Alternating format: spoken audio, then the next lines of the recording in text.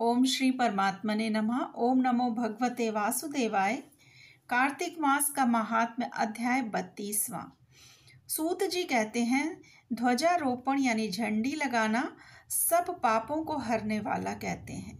ब्राह्मण, क्षत्रिय, वैश्य इनमें से जो कोई भी भगवान के मंदिर में ध्वजा लगाता है वह ब्रह्मादि देवताओं से पूजनीय होता है।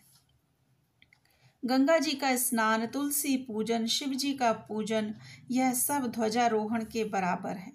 नित्य नियम करके विष्णु जी का पूजन करें। 2 स्तंभ धाता और विधाता का पूजन करना चाहिए।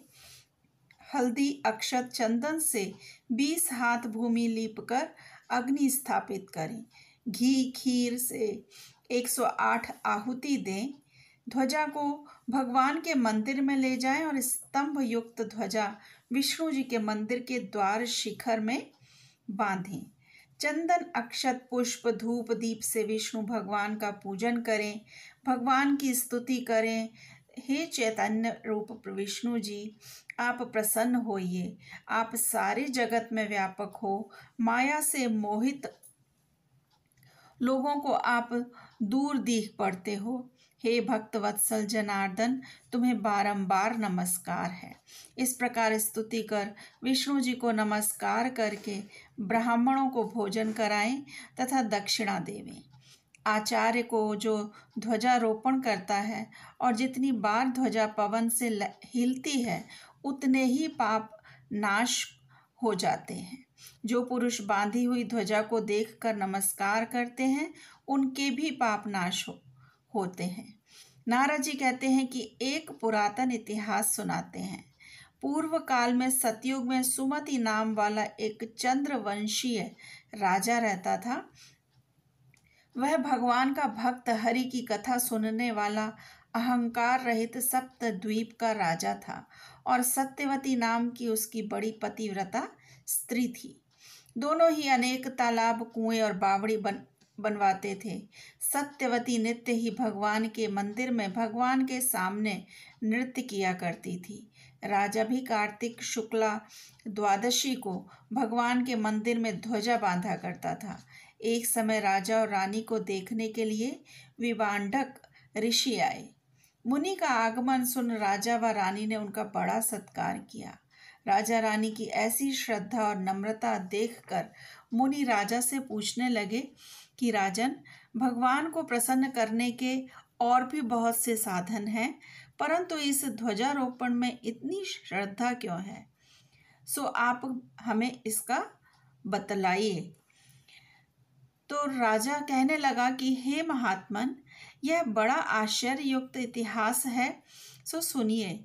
मैं पहले मालिनी नाम वाला कुमार्गी, चुगली करने वाला, धर्म का दोषी, देवता और ब्राह्मणों के द्रव्य को हरने वाला, गौ और ब्राह्मण का नाश करने वाला, मांसादि खाने वाला, चोर, लंपट तथा महापापी शूद्र था। सदा मदिरा पान और वैश्यागमन करता था। हमारे ऐसे कर्म देखकर भाई बंधुओं ने हमें को त्याग दिया। मैं वन में आकर एक टूटे हुए विष्णु के मंदिर में रहने लगा और वन में मैं जंगली जंतुओं को मारकर अपना निर्वाह करने लगा। इसके पश्चात विंध्याचल पर्वत में रहने वाली कोकिलिनी नाम वाली निषाद की कन्या, जिसने अपने पति को मार दिया था, वह दुष्ट भूख से व्याकुल हुई हमारे पास आई। हम दोनों ने अपना अपना वृत्तांत एक दूसरे को सुनाया और इसके बाद वह वहीं पर हमारे पास रहने लगी। एक समय संयोगवश जिस दिन कार्तिक शुक्ल द्वादशी का दिन था, हमने एक कपड़े को बांधकर उसकी झंडी सी बनाई और दोनों ही खूब मदिरा पीने से विहल होकर एक झंडी हाथ में लेकर नाचते रहे। सारी रात नशे में नाचते रहने के कारण प्रातः समय हम दोनों की मृत्यु हो गई। तब यमराज के दूतों ने हम दोनों को फांसी बांध लिया और मारते मारते यमपुरी में ले गए। इतने ही में विमान लेकर भगवान विष्णु के दूत भी वहां पर पहुंच गए और यम के दूतों को धमकाने लगे कि मूर्खों, तुम पापियों को यमपुरी ले जा सकते हो, धर्मात्माओं को नहीं। परंतु यमदूत भी भेद करके कहने लगे कि ये दोनों महापापी हैं। इन्होंने आयु पर्यंत कोई धर्म कार्य नहीं किया। भगवान के पार्षद कहने लगे कि महाखेद की बात है कि तुमको धर्म और अधर्म का कुछ ज्ञान ही नहीं है। जो बात वेदों के अनुकूल है वही धर्म है, और जो वेदों के विरुद्ध है वही धर्म है। यद्यपि आयु पर्यंत महापापों में रत रहे, परंतु इन्होंने कार्तिक शुक्ला द्वादशी को भगवान के मंदिर में झाड़ू लगाई, दीप जलाया, नृत्य किया, चाहे अनजाने में ही इन्होंने ध्वजारोपण की, मंदिर में झाड़ू दी और दीपक जलाया, परंतु इससे इनके सब पाप नष्ट हो गए। इसलिए यह विष्णु लोक में जाने योग्य हैं, यमपुरी में नहीं।